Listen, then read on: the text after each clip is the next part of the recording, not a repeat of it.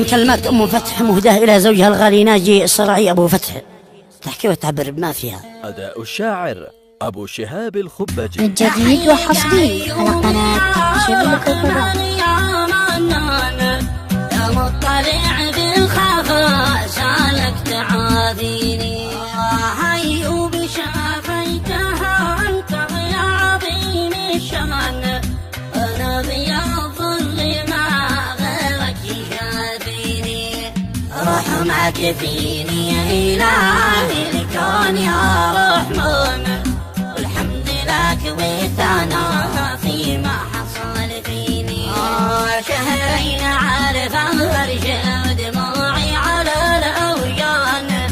واشكي الى الله من اوجاع تبكيني،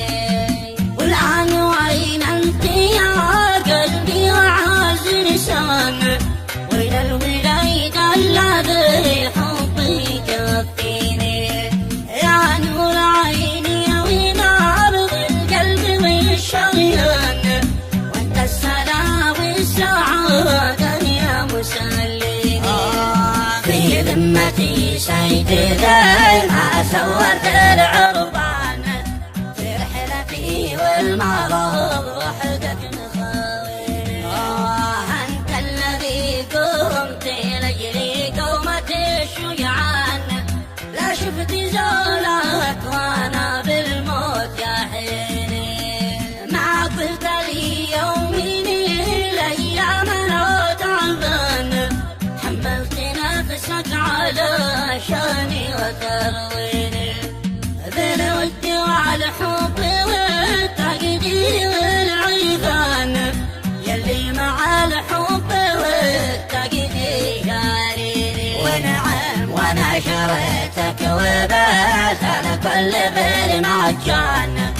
الله يخليك علي والله يخليني، نجني ثمار الهوى الحب من الاغصان، عدل علي بالمحبه لك وصيني، ما بعي وفيك حبي طولة الازمان، لو بتقطع علشانك شراييني، يا فارس الحلم حكي فارس الفرسان،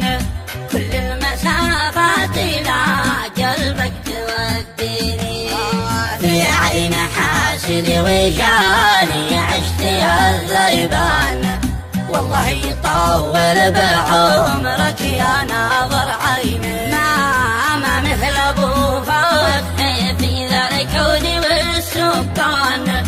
حبيب قلبي ولا غيره بيعنيني، والله مع لساني طول العمر مهما كان، ساكن خيالي وبين العين والنيني، يالله يالله عسى من حارم منك وانا عطشان،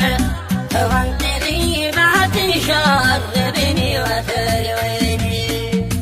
وانت ذي يدفيني انا بردان، ما حد سواك انت يا عمري يدفيني،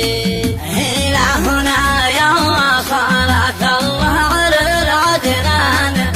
صلى وسلم وصلوا يا محبيني،